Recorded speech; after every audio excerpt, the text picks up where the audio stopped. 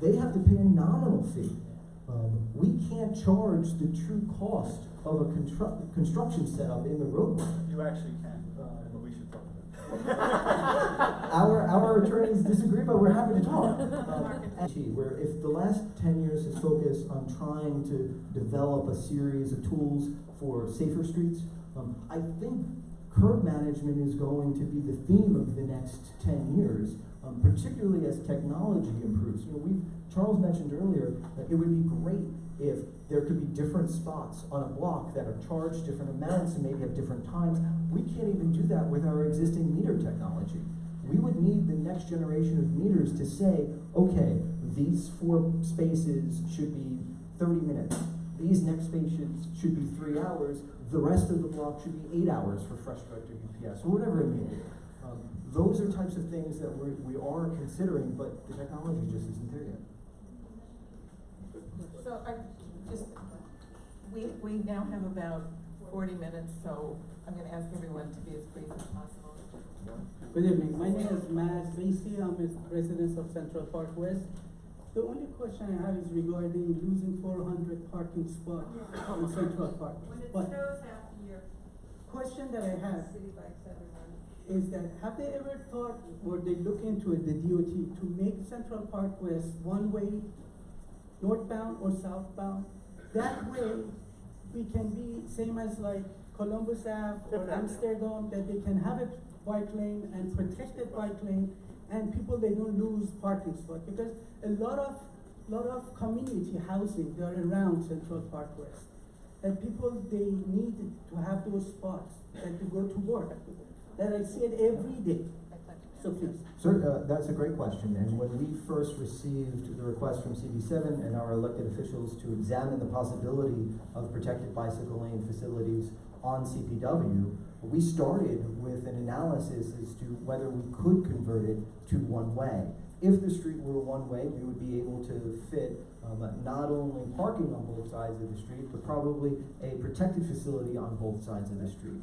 The problem is that based off of our traffic analysis, doing so in current volumes would lead to mass congestion not only on CPW, but on the side streets. One of the things that we've agreed to with CB7 is as we move forward, we're going to continually monitor Central Park West. We do expect that congestion pricing could lead to reduced traffic in the area, which may then reopen the conversation as to, forgive me for the feedback, as to whether we would be able to revise the CPW design to be one-way, include parking on both sides, and a two-way protected path. Sorry. Next question. My name is Daniel Eta, and I work at a cultural institution in the Bronx. I live here on the Upper West Side. I make the median income for this neighborhood. I drive to work to get to work, and I wonder why the congestion pricing would need to be at a market rate and not at a rate that's geared toward the people who live in this community. London charges £180 per year for their permit. I read here that San Francisco is $106 per year for a parking permit. I don't understand why New York City is contemplating charging $300 a month for a residential parking permit. If these other cities can do it at that rate, why can't New York City? I think emphasizing the market price for a public good is why we're in such a mess that we're in now in this world where the market dictates everything and we ignore the needs of people. And I think there's an opportunity to find an equitable middle ground and not just what the market would bear. Thank you. Dan, thank you for your question. Just to clarify, New York City is not proposing residential parking for this neighborhood or for any neighborhood in the 5 boroughs. And there's no price set because the proposal doesn't exist. This is a topic that has been of interest to members in this community and other communities as we expect congestion pricing to come along. And tonight we're just talking through those ideas. The program doesn't exist, and there's no proposal for it currently. I understand. voicing my thoughts on a We future appreciate it. proposal. Let's go to the next. The next we are living in the densest city in North America, and I'm glad for that. And I suspect that you're glad for that too, because you're a cultured individual, you're a cosmopolitan individual, you're, San Francisco, You're- London, okay, there's our cultural. Charles, you know, Charles, next question. I'm sorry, I wanna finish my thought, please. The institution where you work is in New York City for a reason, because there is a populace of people who patronize and support it and also fund it and whose artwork fills it. And we need to be acting in accordance with the fact that we are living in a fabulously dense urban or conurbation that has not nearly enough road space and not nearly enough curb space to support the driving and the parking of all of you good people, and me too, who would want to be able to drive and park for free whenever and wherever we would like. We will be better off transitioning. Excuse me. My name is Susan Zinder, and I've lived in the neighborhood for over 30 years. And I've come with kind of a comment and a question on something else, but just responding to that, I did the reverse commute for many years into a really bad neighborhood for a hospital, and there was no mass transit that was safe. People do reverse commutes for real reasons that are needed, and that transit doesn't support, number one. Number two, when a proposal comes up in the future, I would urge the community board and the community to keep in mind that the people who come into this community who need parking are not just delivery people, but they are some of the people who work in our homes, our doormen, our porters, our home health aides. And these people cannot afford what some of us who are blessed can, a $700 a month parking spot, or even a $400 a month parking spot. And unless we want to change this neighborhood into Hudson Yards and make it very sterile, whatever is decided on, we need to factor them in. And then just one other thing about the idea of like roads with garbage. You gotta deal with the rats on 80th Street first. Please deal with the rats on 80th Street. So I would just like to respond to that. Thank you for the comment, and maybe that explains, you know, my earlier comment. I was talking about jobs in the price zone, not jobs on the Upper West Side particularly. But I just want to caution that a residential permit parking program would preclude those workers from driving to your neighborhood because they would not be allowed to park here. The question of what the permit costs aside. So Well, that would be a real problem. That's a real People problem. that we know and love, who listen to us. The rats are 80th Broadway in Amsterdam. I never saw anything like it. In 30 years of this neighborhood. Just one point of information, mass transit is very safe. It's a lot safer than driving. Yep. Hi, my name is Judy George, and this issue, like Mr. Freeman, for me, it upsets me so much. I really to stand here and not cry about it. When I see the complexion of this room, why was this so poorly publicized? I spoke to so many people who would have been here had they known about it. When you put up signs about sidewalk cafes, I saw nothing about this meeting that affects so many people who would have been here. I only found out about it the night before last, or I would have publicized it to more, many of whom said, please speak on my behalf.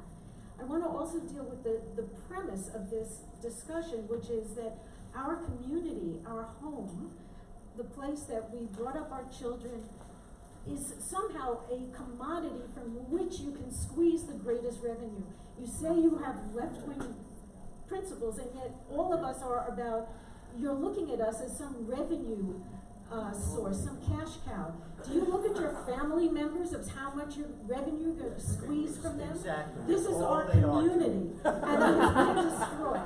The point is, you can't just look with blinders on. The larger issue that's affecting parking is the construction.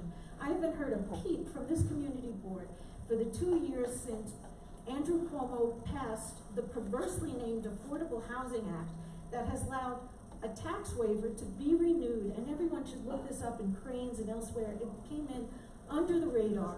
All of this luxury housing with all of the construction all over our blocks, taking up so much space, endangering our lives, is the result of a tax waiver for 35 years. None of this luxury housing is paying any property tax. What's the question? It is I'm talking about why you aren't talking about the revenue that we have lost, $1.4 billion a year in tax revenue from the Trumps, from the Kushners, from the luxury real estate developers, This is destroying a our form of neighborhoods. curbside space. It is curbside space. How many containers, how many blocks, how many cranes, how many old pieces of equipment are taking curbside space? I check and I find that their licenses are expired and nobody's ticketing them. We get a ticket for $65 for 5 minutes. They're there for a month and they don't get ticketed. Why hasn't this community board also protested 100,000 Ubers that are on the street, that are destroying the quality of traffic? Why aren't we talking about the meters that were put in for the merchants that are empty all night long because we can't park there, but the stores that were there for whom the meters were placed are gone. They've been priced out. So don't put your blinders on and look at my car. Let's look at all of the issues that affect the curb. Let's have a really political and really community-wide look at what's affecting our streets. My name is Ira Gershenhorn. My question is very simple. I live on the Upper West Side, in the hundreds, and I live on a block with 4 lanes, 2 parking lanes, and 2 lanes down the middle, one usually used for double parking. And I'm wondering, why do I have to pay and subsidize for the repaving of that street, for the width of that street, and for all the cars parking on it? That was a good question, don't you? Yeah, I know you're So, right. Elliot Weinstein. We're trying to put it in minutes. My overall comment is, eloquently put, you all have points, but what you're getting basically down to, taxing, hitting the people that own cars, hit them with some sort of fees, take away their parking spaces, and make the average New Yorker who has a car more miserable than they already are. And it's very hard parking a car on the street. It's a fortune to put in a lot. Having a car is a sense of freedom, and most people that I know that have cars do use it to get the hell out of the city. Not that you're driving around, because if you drive around, then you gotta park it somewhere else, and it's crazy. I have to park on my streets, alternate side parking. I gotta sit in my car for an hour and a half, constantly moving the car to get my spot. And, you know, if you want residential parking, what should the price be? Free. Round it up, 0. That way, the residents can park their cars. You want a visitor visiting you, let them put it in a lot when they want to visit you. And I think there's, overall, you guys don't understand the pulse of the community. And you really should talk to more people that have cars, and particularly senior citizens who want to rely on it. Cars I think we all cost have a lot. cars, actually. Everyone on this. Yeah, and you cars, wanna actually. take the spots away, and the city bikes and all the other crap. I see whole rows of streets with these city bikes, Everyone has a car. and they're rentals. You know, there's a lot, what I'm saying is, get a pulse of the people that have cars and come up with some better solutions. Paul Schreiber. All these people sort of stole most of my thunder, but I just want to ask you a question. Good. I'm a data-driven guy. Has anybody at DOT or the community board stood at 79th and Riverside or 96th and West End and tried to count the number of reverse commuters getting onto the Henry Hudson going north and Adams? Mornings between 7 and 9. Has anybody ever thought of that? I'm sure we've collected data on both of those locations, and as I mentioned earlier, as part of congestion pricing, there will be a traffic study, both within the zone and in the areas that I'm not talking congestion pricing, I'm talking people using the cars that allegedly spend 95% of the time doing nothing but taking up curb space. I just want to make a point. There are 30,000 rent-stabilized units on the Upper West Side. 200,000 people, 100,000 housing units, approximately 30% rent-stabilized, approximately 30% people with cars. I know people with rent-stabilized apartments who have cars, in fact, on the Upper West Side. Is there a single agency in the city? Is there a single elected official in the city? Is there a single advocacy group in the city that would put together a symposium that would affect that 30,000 rent-stabilized household group by 200, 300, 400 a month without input from the group in advance? Can you imagine a single agency of the city doing that? What would it look like in the Post? Thank you. Next question. My name is Matthew Haskell. Been a New Yorker all my life, the last 10 years on 107th Street. I want to add to those who were talking about my host community. I occasionally need to rent a car for work to get it to New Jersey or other places to clients, and I need parking. When I walk outside every morning, there's a row of parked cars, people idling in their cars waiting for alternate side parking to end, playing games on their phones or watching porn. I'm across the street from school, by the way, and the idling law in New York City is 3 minutes, 1 minute in front of schools. NYPD does not enforce it at all, as far as I know. And it doesn't help people who have families that need cars because they don't have time to do this. The only people that do use it are like supers that work from home and don't need a car every time. So I just want to end with a question about the permit system, which is kind of absurd to me. What problem is it trying to solve? Are people really living in other neighborhoods and parking here? Yes. Next comment.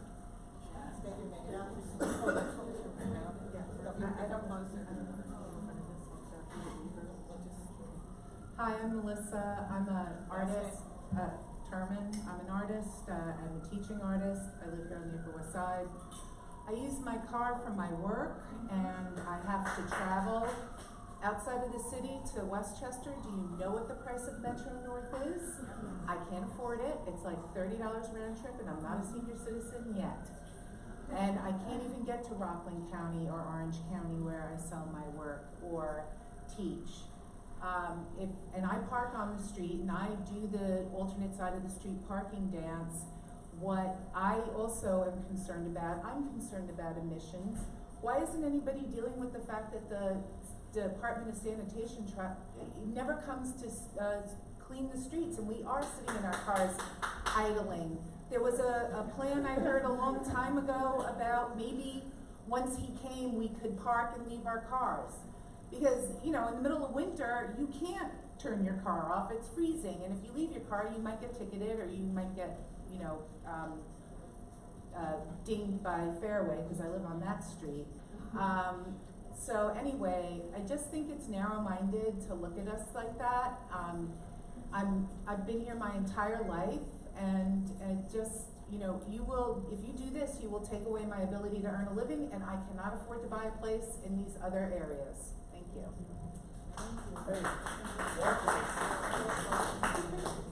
Hi, I'm Megan Tyler. I live on the corner of 80th and West End, and I will also attest to the rat problem.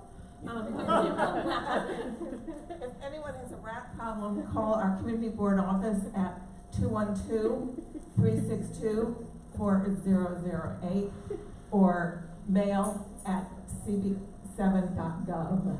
We're all against rats using the curbside.